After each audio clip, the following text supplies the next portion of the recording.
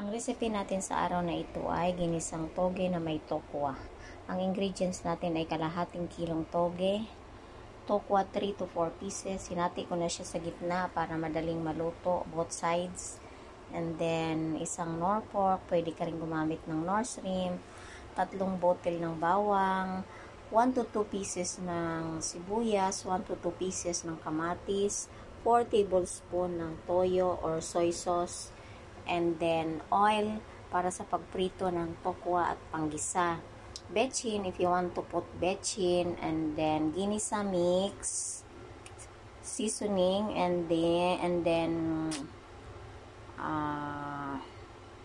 paminta, pinong paminta, and then iodized salt para kung tabang yung panlasa mo, pwede mo siyang dagdagan ng salt. Ngayon, ang gagawin natin ay ipiprito natin yung tokwa. Maglagay tayo ng mantika sa kawali. Dadamihan natin siya ng mantika para mag-swimming yung tokwa.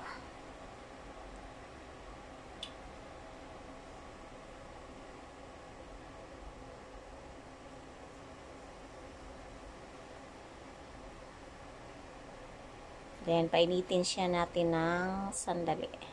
Pag nakita mo nang mainit na siya, pwede mo nang ilagay yung tokwa. Ngayon, medyo mainit na yung mantika, ilalagay na natin yung tokwa.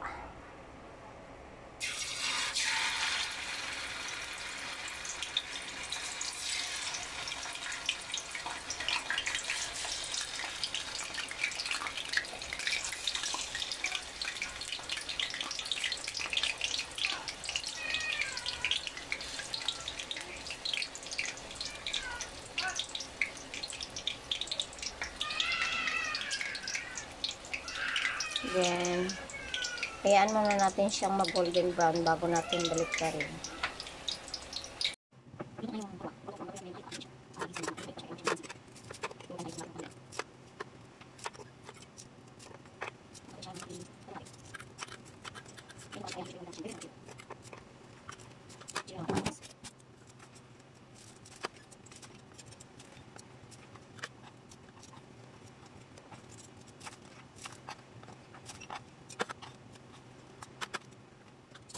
Medyo mainit na yung kawali. Kanina pa kasi yan may apoy, mahina rin. So, lagyan natin siya ng 2 tablespoon ng oil. Panggisa.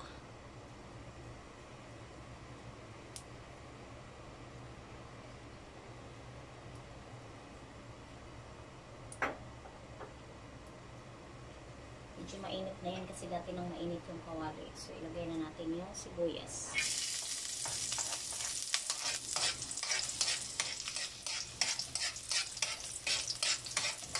Siyang golden brown.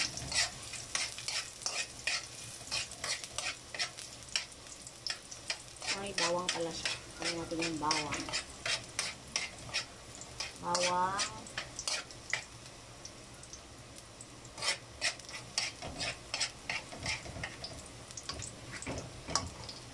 Pagkado yung kawali natin. Hindi kasi siya flat.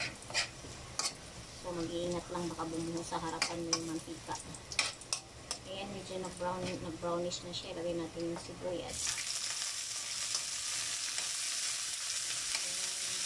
Ayan, natin siya na brown ulit yung kanya. So, maluto. Isunod natin yung kamatis.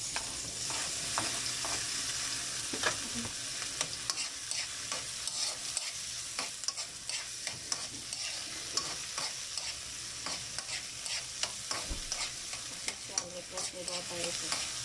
Kahit ayaw ko mag-video. Kailangan gusto ko na lang mag-video kaysa magsulat. Magsulat ng recipe para sa kanya. Then next is yung tokwa or tofu.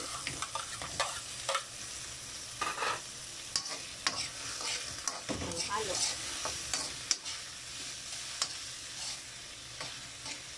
Nagawin ng konti. Yung mag-absorb yung ricado at yung mantika.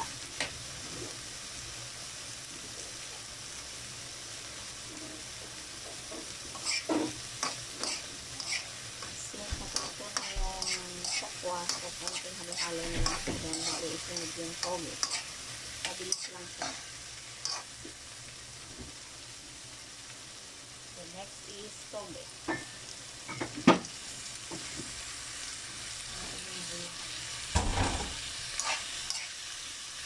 Mix natin siya.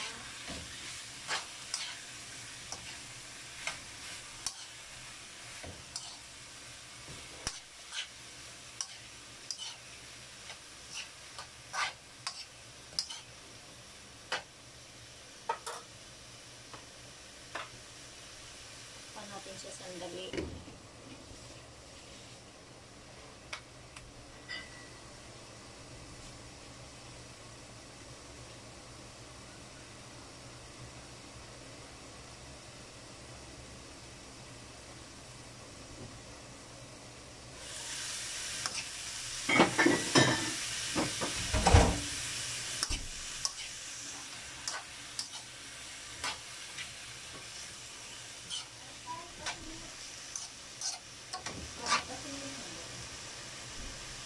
Magkodi ka dyan.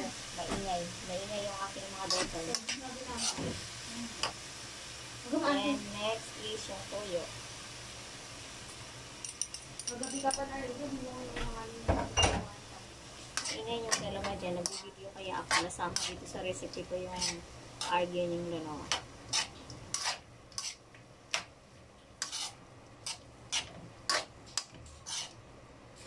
Then, next is yung nor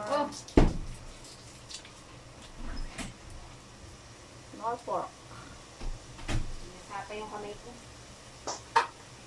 Lagyan natin siya ng konting water. Tunawin natin siya. Para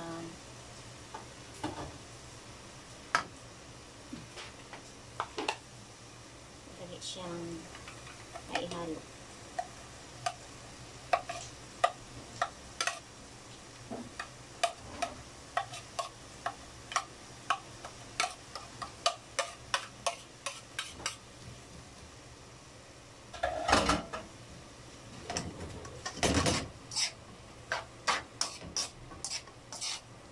Then, lagyan natin siya ng konting ginisa mix.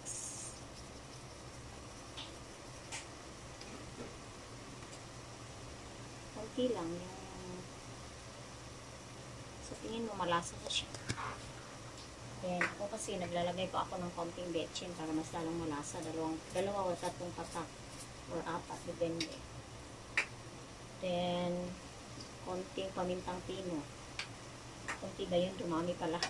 It's okay. Mahilig naman sa manghang si ate.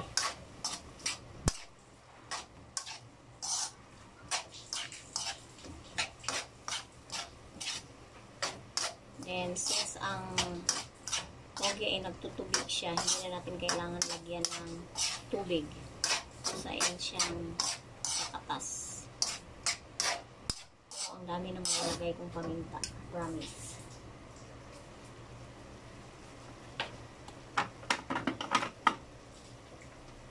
Ligpit-ligpit din habang inaantay maluto.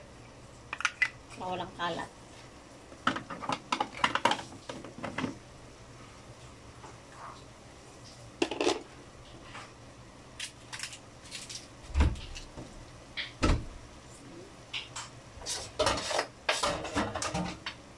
Itong natirang tokwa, gagawa tayo ng fried crunchy tokwa, kaya later papakita ko rin yan.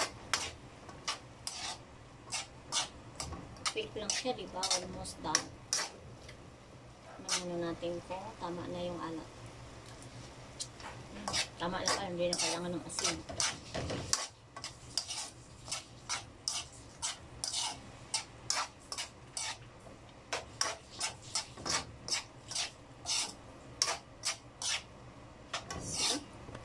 Almost done.